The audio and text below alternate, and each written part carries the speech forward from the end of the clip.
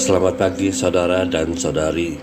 Bersama saya dalam renungan santapan firman Tuhan 1 Februari 2023. Injil Markus bab 6 ayat 1 hingga 6. Kemudian Yesus berangkat dari situ dan tiba di tempat asalnya, sedang murid-muridnya mengikuti dia. Pada hari Sabat, ia mulai mengajar di rumah ibadat, dan jemaat yang besar takjub ketika mendengar dia, dan mereka berkata, "Dari mana diperolehnya semuanya itu? Hikmat apa pulakah yang diberikan kepadanya? Dan mukjizat-mukjizat yang demikian bagaimanakah dapat diadakan oleh tangannya? Bukankah ia ini tukang kayu, anak Maria, saudara Yakobus, Yosef, Yudas, dan Simon? Dan bukankah saudara-saudaranya yang perempuan ada bersama kita?" Lalu mereka kecewa dan menolak dia. Maka Yesus berkata kepada mereka, "Seorang nabi dihormati di mana-mana, kecuali di tempat asalnya sendiri, di antara kaum keluarganya dan di rumahnya.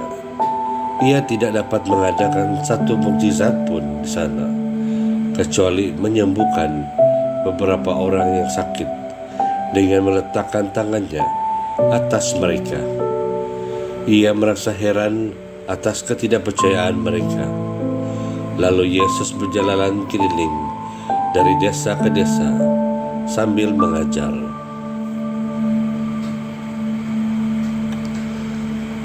Injil Tuhan, terpujilah Kristus. Saudara dan saudari, di dalam Injil pada hari ini kita mendengar tentang bagaimana Yesus memulakan tugas pelayanannya sebagai seorang guru yang mengajarkan tentang kerajaan surga kepada penduduk di kampungnya sendiri. Namun, apa yang berlaku adalah Yesus dan ajarannya ditolak mentah-mentah oleh penduduk kampung, karena mereka mengenal siapa Yesus dan kedua orang tuanya, mengenal baik buruk dan kelemahan keluarga Yesus semenjak dari dahulu. Injil pada hari ini menunjukkan kepada kita betapa sukarnya menjadi pemimpin di kalangan orang-orang yang mengenal kita dengan dalam. Apabila berlaku kesilapan atau kejahatan, atau ada sikap-sikap yang tidak baik wujud di dalam keluarga kita, tempat pekerjaan kita, lingkungan rekan-rekan kita, atau di dalam keluarga gereja kita, kita sangat takut untuk menegur atau malas menegur kejahatan atau kesilapan orang lain. Mengapa? Karena takut dicop tunjuk pandai. Kita juga takut untuk ditegur semula.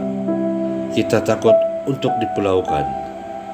Takut ada ahli keluarga, rakan-rakan, atau orang lain mengungkit kesilapan kita yang sudah-sudah.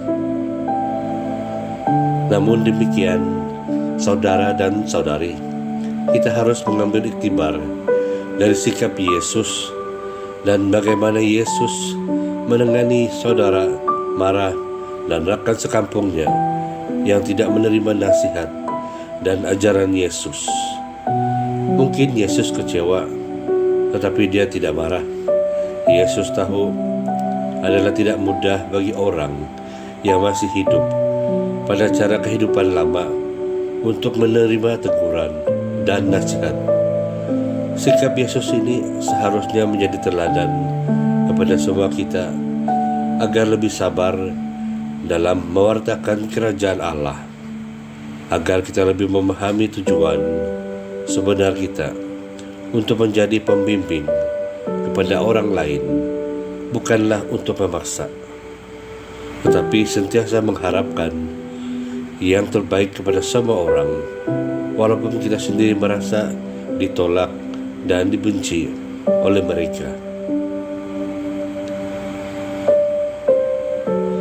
Kemuliaan kepada Bapa dan Putra dan Roh Kudus, seperti pada permulaan, sekarang, selalu, dan sepanjang segala masa. Amin.